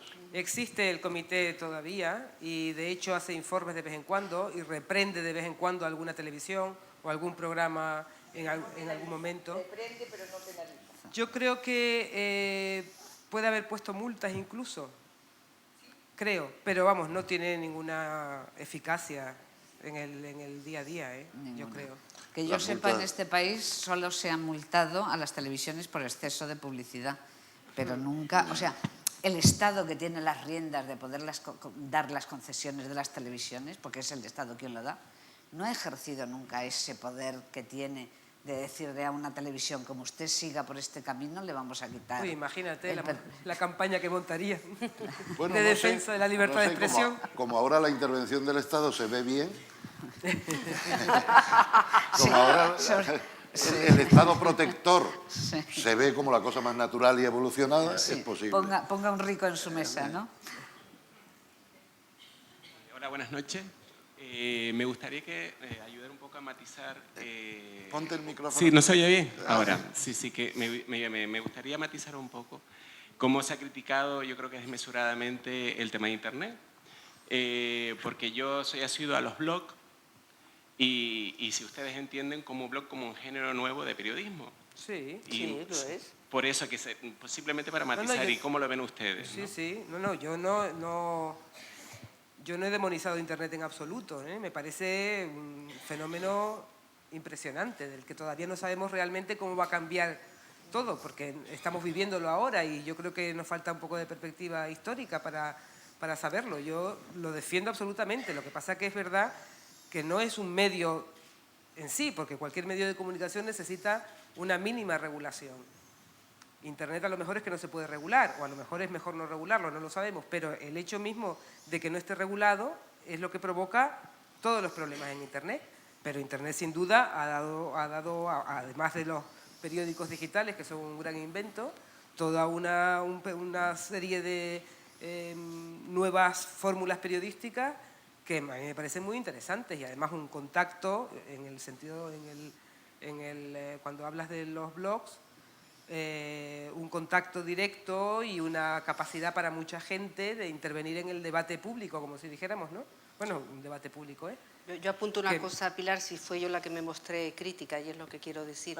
Yo lo que me parece que puse un poco en tela de juicio es la actitud de determinados periodistas frente a Internet, que lo buscan como única fuente de información, despreciando otras fuentes, ¿cómo le diría yo?, a las que hay que ir primero. O sea, si usted quiere saber lo que dice el gobierno sobre un determinado tema, no solo vaya a mirarlo en Internet, pregunte a lo mejor a Presidencia de Gobierno, que hay quien se lo diga. Si quiere saber, o sea, y se ha descuidado muchísimo el acudir a las fuentes tradicionales, que no hay que dejarlas de lado, diciendo simplemente lo ha encontrado en Internet, o lo dice Google, o está en Wikipedia. Entonces, pues no, manejemos también otros medios, pero cualquier periodista está agradecido a Internet. Yo la primera, todos somos usuarios, pero seámoslos con un poquito de sentido crítico. O sea, allí no está toda la verdad. Y hay mucho periodismo basura en Internet también, porque la gente lo... Para mí la maravilla que tiene Internet, que puede ser criticable en muchos aspectos, es la inmediatez. Yo voy a contar dos anécdotas. Una, estando en casa de Saramago, en Lanzarote, de pronto su mujer Pilar bajó con un correo y le dijo, mira, mira, mira. Y el correo nos lo leyó y era, desde las montañas de San Cristóbal de las Casas, era un mensaje del comandante Marcos. Claro, a mí me pareció mágico estar en una isla como Lanzarote, que bueno, hace siglos estaba perdida en el mundo, digamos, ahora ya no, afortunadamente, pero un lugar tan lejano y otro lugar tan lejano como las montañas de Chiapas, ¿no?, que dos seres humanos se pudieran comunicar de esa manera, ¿no? Y otra experiencia fue en las montañas, en las selvas del Iscán, en Guatemala, cuando los refugiados guatemaltecos, aquellos que fueron huyendo de las masacres de los años 80, terribles en Guatemala, muchos se marcharon a México, pero otros resistieron y se quedaron dentro del país, sobreviviendo de una manera impresionante, comiendo raíces, viviendo en las montañas, y empezaron a hacer pues, sus pequeñas casas. Eran aquellos seres humanos que caminaban por la noche, que las mujeres tapaban a los niños la boca y algunas veces los asfixiaron para que los militares no las escucharan. Bueno, es una gesta heroica realmente la de los guatemaltecos que huyeron a sus montañas. Bueno, pues yo hice en el Iscán un reportaje sobre esta gente cuando empezaron ya, como ellos dicen, a salir al claro. Y a mí me impresionó mucho porque de pronto entré en lo que era el pequeño despacho que tenían y había una mujer con un ordenador. Ella estaba vestida con un traje precioso de flores, con estos trajes de las indígenas guatemaltecas, y estaba en el ordenador. Y le dije, ¿qué representa para usted el ordenador? Dice, pues que nos seguirán matando, pero el mundo sabrá por lo menos que nos están matando. Esa mujer tenía ese deseo de transmitir cualquiera de los muchos ataques que han sufrido los indígenas, ¿no? Entonces, a mí me parece mágico, pero luego, evidentemente, como dicen ellas, puede haber mucha basura. Bien, como ven, nuestras invitadas se encuentran tan a gusto que seguirían hablando hasta las 4 de la mañana.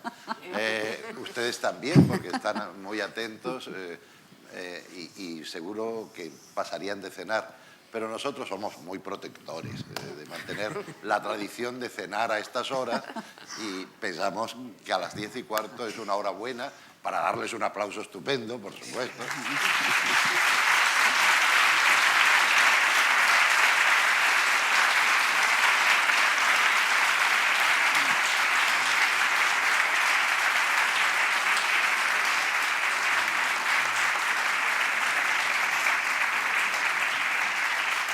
Muchas gracias.